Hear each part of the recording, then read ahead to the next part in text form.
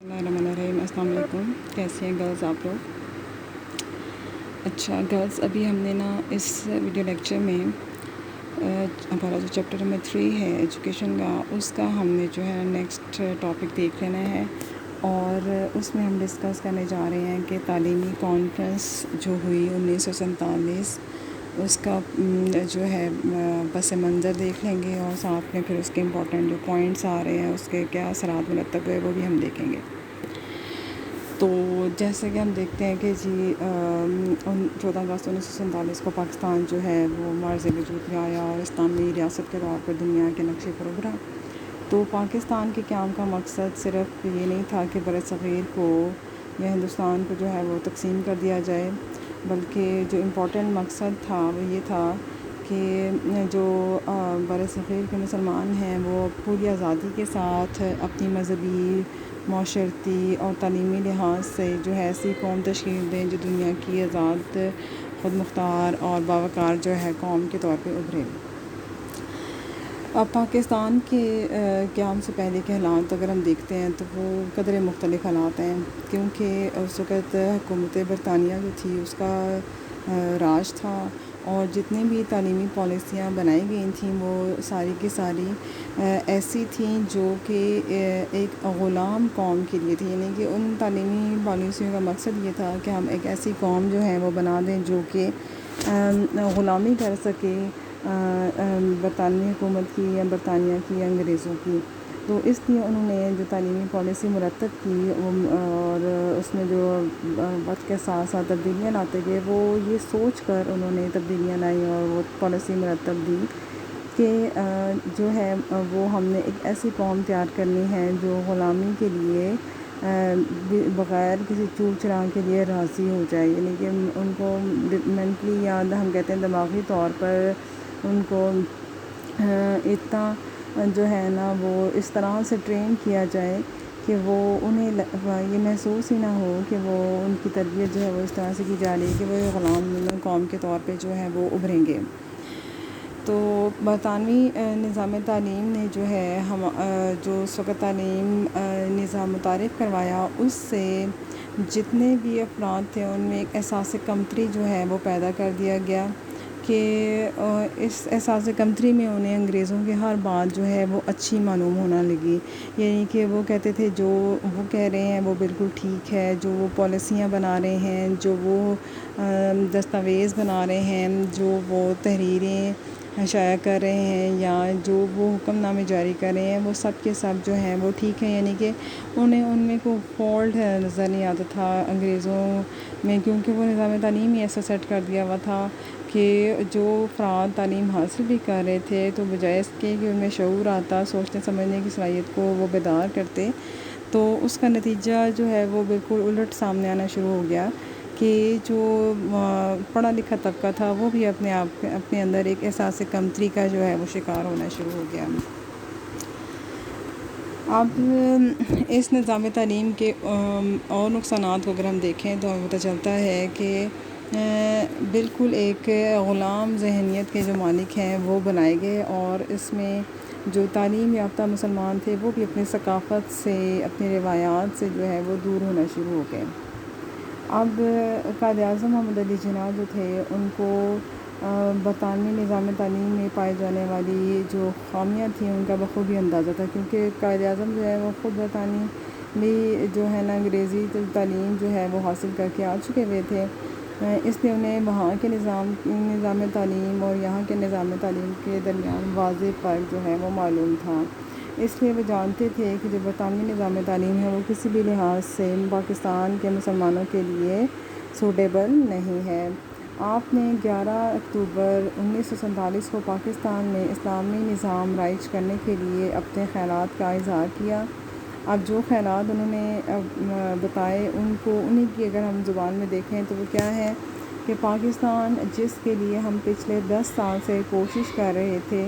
खुदा का शुक्र है एक मुसल्लमा हकीकत बन गया है, लेकिन एक नई ममलिकत का क़याम ही हमारे मकसद के हसूल का ज़रिया है। ख़याल ये था कि हम एक ऐसी ममलिकत के मालिक हों जहाँ हम अपनी रिवायात और तमद्दुन के मुताबिक तरक्की कर सकें। اور جہاں اسلام کے عدل و مساوات کے اصولوں کو آزادی سے برسر عمل آنے کا موقع حاصل ہو۔ پاکستان ایک نظریاتی مملکت ہے اور اس کا تقاضا ہے کہ اس کا نظام تعلیم بھی اس عقیدے کے پیش نظر استوار کیا جائے۔ اب اس کے بعد ہم دیکھتے ہیں کہ قیام پاکستان کے فوراً بعد نئی مملکت کو بہت سارے مسائل جو ہے وہ درپیش تھے، جن میں ہم دیکھتے ہیں جی مہاجرین کے بعدکاری کا مسئلہ ہے، پاکستان کا دفاع آ جاتا ہے، کشمیر کا مسئلہ ہے، حکومت کو چلانے کے لیے اور بھی جو مسائل سامنے آ جاتے ہیں وہ بھی سر فہرست ہیں۔ لیکن قائد اعظم نے اس مشکل مرحلے میں تعلیم کو جو ہے کی اہمیت کو پیش نظر رکھتے ہوئے انہوں نے مسلمانوں کو یہ باور کروایا کہ اب جب کہ پاکستان کا قیام عمل میں آ چکا ہے، اب جو طالب علم ہیں، نوجوان طبقہ ہے، ان کا ایک ہی کام ہے کہ وہ اپنی تعلیم کی طرف توجہ دیں تاکہ آنے والے وقتوں میں وہ ان مسائل سے بخوبی نمٹ سکیں اور پاکستان کی ترقی میں اہم کردار ادا کر سکیں۔ اس سلسلے میں انہوں نے ایک تعلیمی کانفرنس جو ہے اس کا انعقاد کیا۔ یہ جو کانفرنس ہے یہ 27 نومبر 1947 کو کراچی میں شروع ہوئی اور 1 دسمبر 1947 تک جاری رہی، یعنی 5 دن تک یہ جو ہے نا کانفرنس جاری رہی۔ اس کانفرنس کے انعقاد میں قائد اعظم نے ذاتی طور پہ بہت زیادہ دلچسپی جو ہے وہ دکھائی، لیکن کچھ ناگزیر وجوہات کی بنا پر خود شرکت نہ کر سکے، یعنی ضروری کوئی کام تھے ایسے حکومتی کام جو اس وقت نمٹانے زیادہ ضروری تھے، اس وجہ سے وہ خود اس کانفرنس میں شرکت نہیں کر سکے، بلکہ تو خود تو شرکت نہ کر سکے لیکن ان کا جو ہے نا افتتاحی اجلاس میں پیغام پڑھ کر سنایا گیا، اور جو پیغام تھا ان کے نکات ہم دیکھ لیتے ہیں۔ پہلا کیا ہے، ہمیں بحیثیت ایک آزاد اور اسلامی ریاست کی حامل قوم کی اپنے نظام تعلیم کو اپنی تاریخ و ثقافت اور زمانے کے بدلتے ہوئے حالات کے مطابق ڈھالنا چاہیے، یعنی کہ اب وقت آ چکا ہے کہ ہم اپنے نظام تعلیم کو تبدیل کریں اور اس کو نئے وقت کے تقاضوں کے مطابق اور تاریخی ثقافت کے لحاظ سے جو ہے وہ مرتب دیں اور اس کو ڈھالیں اس انداز میں۔ دنیا میں وقوع پذیر ہونے والی تعلیمی ترقیوں پر نظر رکھنا، یعنی کہ ہماری تعلیم کا مقصد یہ بھی ہونا ہے کہ ہم جو ہے دنیا میں جتنی بھی تعلیمی لحاظ سے ترقی ہوئی ہے ہم اس کو بھی اپنے سامنے رکھیں تاکہ ہم اپنی تعلیمی پالیسیوں کو اس کے لحاظ سے جو ہے اس کے اندر چینجز لا سکیں، تبدیلیاں لا سکیں اور اپنے طلباء کو اسی کے حساب سے تعلیم بھی دے سکیں۔ تعلیم صرف کتابی اور نظری علوم کے حصول کا نام نہیں بلکہ عملی، سائنسی اور فنی علوم پر توجہ دینی چاہیے۔ یہ نہیں کہ ہم فقہ اور اس کی کتابیں پڑھ لیں اور ہم جو ہے دنیاوی علوم سے بے خبر رہیں، ایسا نہیں ہے، ہمیں باخبر رہنا ہے اور اس کے لیے ضروری ہے کہ ہم عملی تعلیم پر بھی توجہ دیں اور اس کے ساتھ ساتھ سائنسی اور فنی تعلیم پر بھی بھرپور توجہ دیں۔ تعلیم کے ذریعے اپنی نئی نسل کے کردار کی اس انداز میں تربیت کرنا کہ ان میں عزت نفس، دیانتداری، احساس ذمہ داری، ایثار و قربانی اور قومی خدمت کا جذبہ پیدا ہو، یعنی ہم نے اپنی تعلیم کے ذریعے سے اپنے آنے والی نوجوان جو نسل ہے اس کے اندر تربیت کا یہ انداز اپنانا ہے کہ جو غلامی کی زندگی وہ گزار رہے تھے اور جو غلامانہ سوچ تھی ہم نے اس کی نفی کرنی ہے، اس کے لیے اس کے برعکس ہم نے اپنے طلباء میں عزت نفس، دیانتداری اور احساس ذمہ داری کے ساتھ ساتھ ایثار و قربانی اور قومی جذبے جو ہے خدمت کے جذبے کو بھی پیدا کرنا ہے۔ تعلیم کے ذریعے زندگی کے تمام شعبوں میں ماہرین اور تربیت یافتہ افراد کو آگے لانا تاکہ پاکستان ترقی کر سکے، یعنی کہ پاکستان تعلیم کو ہم نے اس طرح سے منتقل کرنا ہے کہ تمام شعبوں کے جو ماہرین ہیں وہ ہم تیار کر سکیں اور تربیت یافتہ افراد تیار ہوں تاکہ پاکستان ترقی کی راہ پر گامزن ہو سکے۔ تعلیمی کانفرنس سے وزیر اعظم کا خطاب۔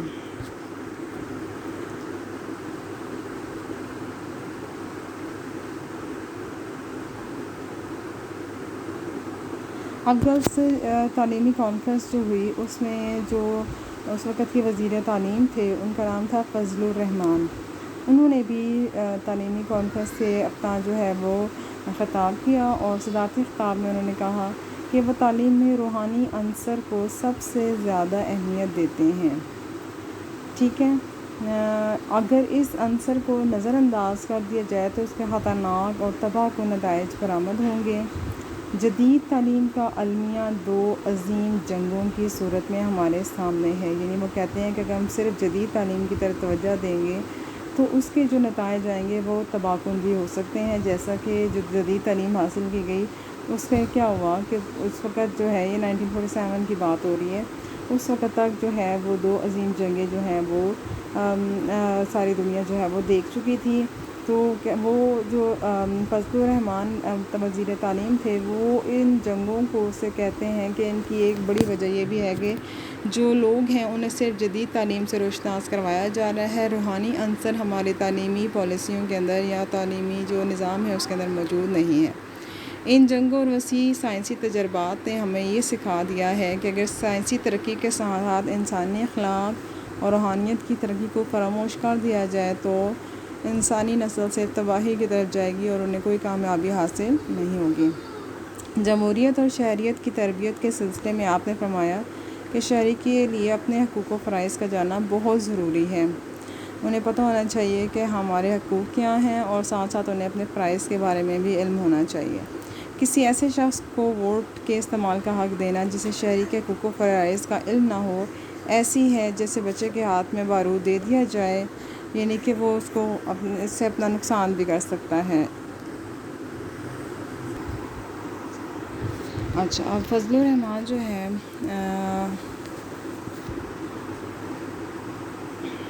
انہوں نے کہا کہ ہمیں جو ہے وہ اگر صرف جدید تعلیم جو ہے وہ دی جائے تو وہ بالکل ایسے ہی ہوگا کہ ہم کسی بچے کے ہاتھ میں بارود دے دیں تو اس کا نقصان کیا ہوگا کہ وہ صرف اپنے آپ کو اس سے نقصان ہی پہنچائے گا۔ اسی طرح ووٹ کا غلط استعمال جو ہے وہ بھی بدعنوانی لے کر آتا ہے اور عدم استحکام کو جو ہے فروغ دیتا ہے۔ تعلیم کے لیے ضروری ہے کہ وہ جمہوریت کے چلانے کے لیے لوگوں میں احتساب کی قوت کو بھی پیدا کرے۔ قومی اتحاد اور استحکام کو واضح کیا اور صوبائی عصبیت کے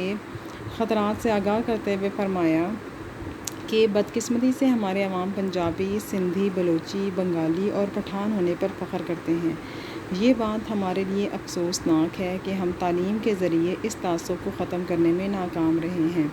یہ تعصبات پاکستان کے لیے تباہ کن ہو سکتے ہیں۔ ہمیں صرف پاکستانی ہونے پر فخر کرنا چاہیے اور قومی اتحاد کے سلسلے میں ہماری وفاداری جو ہے وہ ناقابل تقسیم ہو۔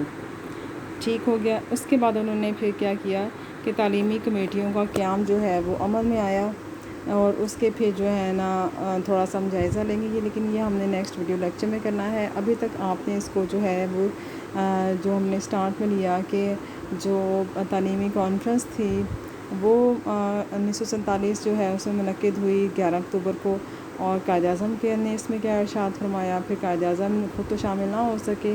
لیکن انہوں نے جو پیغام بھیجا افتتاحی اجلاس میں پڑھ کے سنایا گیا، اس کے امپورٹنٹ 5 پوائنٹ تھے وہ آپ نے ڈسکس کرنے ہیں۔ پھر تعلیمی کانفرنس سے وزیر تعلیم فضل الرحمان نے خطاب کیا اور اپنے جو ہے نا جو کہ خیالات کا اظہار کیا تھا وہ بھی آپ نے اس کا دیکھ لینا ہے۔ ٹھیک ہے، اس کو بھی یاد کر لیجیے گا۔